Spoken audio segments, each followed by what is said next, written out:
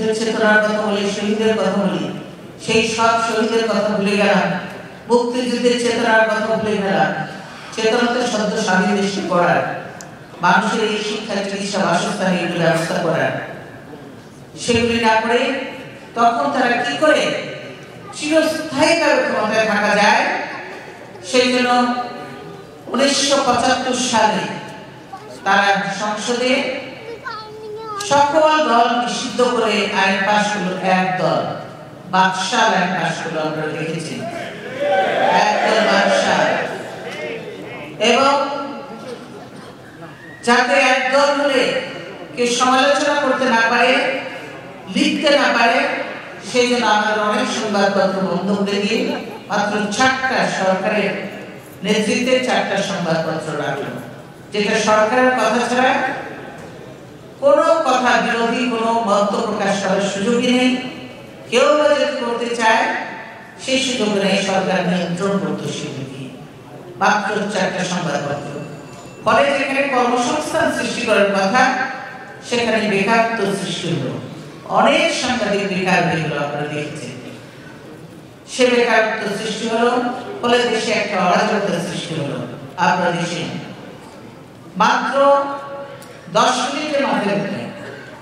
মিনিটের মাথায় সংসদে একদলীয় শাসন বাক্স কায়েম হলো এবং আজীবন রাষ্ট্রপতি ঘোষণা করা হলো সেই সংসদ থেকে। এটা গণতন্ত্র নয়। সেদিন গণতন্ত্রকে হত্যা করে ক্ষমতার চিরস্থায়ী বন্দোবস্ত তারা করলেন। কিন্তু বাংলাদেশের মানুষ গণতন্ত্র না, বাংলাদেশের মানুষ এই জিনিসটা মেনে নিতে পারেনি। তারপরে অনেক ঘটনা ঘটেছে, আপনারা দেখেছেন। এবং বাংলাদেশের মানুষ বিশ্বাস করে সংবাদপত্রের স্বাধীনতা, আইনের শাসন, গণতন্ত্র এবং জনগণের উন্নয়নে। যার জন্য শহীদ জিয়াউর রহমান যে কর্মসূচিগুলি দিয়েছিল, এই বাংলাদেশের আবার বৃদ্ধ বনিতা মা বোনেরা যারা রাজনীতি করে না কিন্তু শুনে আলোচনা করে বুঝিয়ে দিল, সকলেই শহীদ জিয়াউর রহমানকে সমর্থন দিল। আপনারা দেখেছেন শহীদ জিয়াউর রহমানকে ব্যাপক সমর্থন দিয়েছেন। শহীদ জিয়াউর রহমান জোর করে কার কাছ থেকে ক্ষমতা নেয়নি। শহীদ জিয়াউর রহমান জনগণের ভোটে রাষ্ট্রপতি পেয়েছেন। শহীদ জিয়াউর রহমান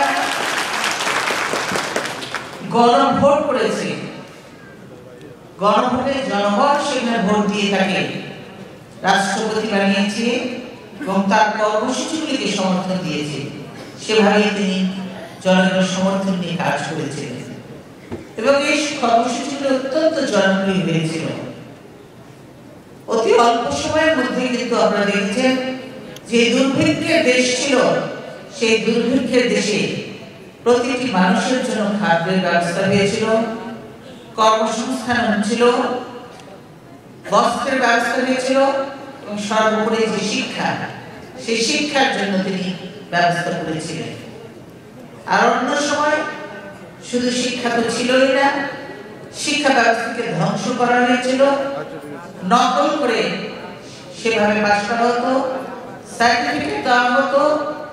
বাংলাদেশ থেকে চিরতরে পঙ্গু করে আমরা পাকিস্তানের বিরুদ্ধে লড়াই করে দেশ স্বাধীন করলাম, আরেকটি দেশের পদার্থ করার জন্য আমরা সেই দিকে আমরা নিয়ে যাওয়া হলো আমাদেরকে, বাংলাদেশকে। কিন্তু শহীদ জিয়াউর রহমান এই বাংলাদেশের মানুষকে স্বাধীনতার স্বাদ দিয়েছেন, উন্নয়নের সঙ্গী করেছিলেন, ব্যাপক উন্নয়ন করেছেন। শহীদ জিয়াউর রহমান বলেছেন, আমরা স্বাধীন একটা দেশ, আমরা স্বাধীন জাতি, আমরা সকলের সঙ্গে সুসম্পর্ক, বন্ধুত্ব চাই। আমরা কারোর সঙ্গে বৈরতা নাই, কিন্তু কারো কাছে মাথা নত আমরা করব না।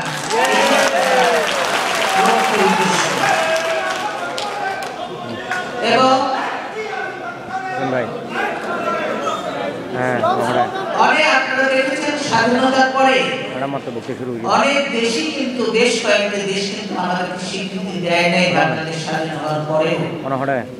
যে মধ্যপ্রাচ্যে সৌদি আরব সহ স্বীকৃতি দেয় নাই যখন আওয়ামী লীগ সরকার ছিল। চীন সরকার স্বীকৃতি দেয় নাই বাংলাদেশকে। শহীদ জিয়া রহমান আসার পর তাদের বিশ্বাস হলো যে এদের অধীনে বাংলাদেশ স্বাধীন সার্বভৌম থাকবে, নিরাপদ। সেজন্যই তখন তারা স্বীকৃতি দিল বাংলাদেশকে, চীনকে স্বীকৃতি দিল বাংলাদেশকে। এবং তার কর্মসূচি, সেই 19 দফা কর্মসূচির মাধ্যমে বাংলাদেশ দ্রুত সামনের দিকে এগিয়ে যেতে লাগলো। তার জন্যই হলো এত ষড়যন্ত্র যে এই লোকটি যদি জীবিত থাকে এবং নিউ জেনারেশন, আজকে তো আপনাদের অনেক বয়স হয়ে গেছে, নিউ যারা তারাও আসছে আমাদের সঙ্গে যোগ দিচ্ছে, যারা বয়স্ক আছে তারা বলতে পারবে যেভাবে তারা বিএনপির রাজনীতির প্রতি যা বাংলাদেশি জাতীয়তাবাদ নিজের যে একটা পরিচয় দিল। আগে বলা হতো বাঙালি তো বাংলাদেশও আছে, ওয়েস্ট বেঙ্গলও আছে, কিন্তু আমাদের নিজস্ব পরিচয় যে বাংলাদেশি আমরা, আমাদের পরিচয়, সেই পরিচয় তিনি দিলেন। সেই জন্য এই জেনারেশন সবাই জিয়া রহমানের পিছনে ঐক্যবদ্ধ হল এবং তারা দেখলেন ষড়যন্ত্রকারীরা দেশে এবং দেশের বাইরে যারা বাংলাদেশের ভালো চায় না, উন্নতি চায় না, বাংলাদেশ ছোট্ট একটা দেশেও উন্নতি করবে, অনেককে ছাড়িয়ে গেলে সেটা অনেকের পছন্দ ছিল না। এবং তারা ভাবল এই লোকটি যদি বেঁচে থাকে, এই লোকটি যদি এইভাবে জনগণকে ঐক্যবদ্ধ করে কাজ করে, তাহলে বাংলাদেশ অতি দ্রুত অনেক দূরে এগিয়ে যেতে পারবে। সেজন্যই কিন্তু ষড়যন্ত্র, সেই ষড়যন্ত্রের শিকার জিয়া রহমান হত্যা, শাহাদাত বরণ করলেন 30 মে, খুব বেশি দিন নেই সামনে।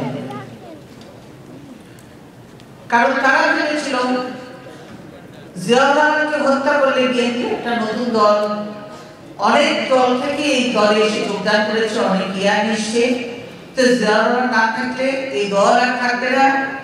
আবার সেই আওয়ামী লীগ বা যাদের লক্ষ্য ছিল পিছন থেকে যারা আওয়ামী লীগকে পরিচালনা করত, তারা আবারও তাদের সেই লক্ষ্য উদ্দেশ্য নিয়ে এগিয়ে যেতে পারবে।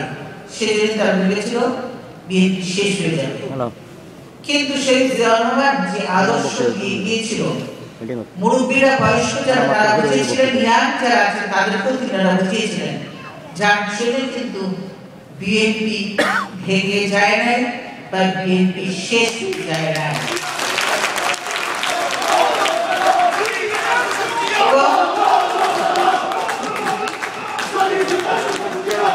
ওই যে প্রথমে আমি বললাম অনেক সুবিধাবাদী আসে ক্ষমতার জন্য। জিয়া রহমান শাহাদাতের পরে বিএনপিকে নিয়ে অনেক ভাগাভাগি, অনেক চিন্তা হলো। বিএনপি 2 ভাগ হয়েছে, আপনারা তখনও হয়েছে, আপনারা দেখেছেন, অনেক চিন্তা হয়েছে, ভাবলো বিএনপি শেষ করে দেওয়া যাবে। কিন্তু আমি বললাম ওই যে জ্ঞান, নেতৃত্ব এবং বয়স্ক যারা ছিলেন তারা কিন্তু অনেকেই ঠিক ছিলেন এবং যে কোনো কারণে জাসিস সরকার এবং সকলের জনগণের অনুরোধে আমাকে তাদের অনুরোধে রাজনীতিতে আসতে হয়েছিল। আপনাদের সকলের সমর্থন এবং সহযোগিতা নিয়ে আমি এসেছিলাম। কিন্তু যেহেতু জাসিস সরকার তিনি রাষ্ট্রপতি ছিলেন, আমি সরকারের কোনো দায়িত্ব নিইনি, দিতে চেয়েছিল নেইনি, বলেছিলাম না, আমি পেছন থেকে আপনাদেরকে সহযোগিতা করব।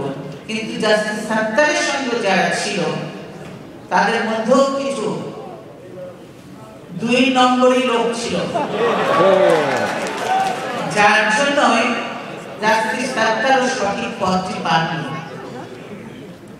যার জন্য জাস্টিস সরকার নির্বাচিত রাষ্ট্রপতি আওয়ামী লীগের একজন শক্ত ক্যান্ডিডেটকে হারিয়ে কিন্তু তিনি রাষ্ট্রপতি নির্বাচিত হয়েছিলেন। আপনারা দেখেছেন, আপনাদের মধ্যে অনেকেই হয়তো দেশে ছিলেন, কাজ করেছেন, নির্বাচিত হয়েছিলেন। মাত্র 4 মাস, একটা সরকারের বয়স 4 মাস, 4 মাসে কি 4 মাস না যেতেই মিথ্যে প্রচারণা শুরু হলো, দুর্নীতি ইত্যাদি নানা রকম প্রচারণা শুরু হলো কৃচ্ছতা ইত্যাদি নানা কিছু করে এবং ওই